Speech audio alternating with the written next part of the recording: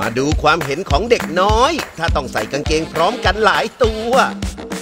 ตรงเนี้ยมันจะคับแน่นไปเรื่อยๆแน่นจนเวลาเราปวดฉี่มันจะแตกเลยที่มันทำให้เสื้อผ้าเราเลอะก็ต้องซักทีละหลายตัวพวกเนี้ยจะไม่มีใส่ก็ได้เฮ้ยฉลาดมาก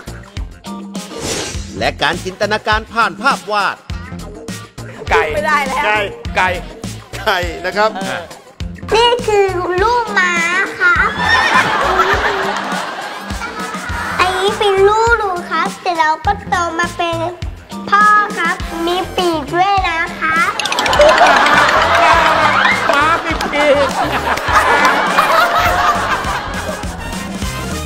สมอลท็อกวันอาทิตย์นี้ 8:30 น.ทางช่อง WorkPoint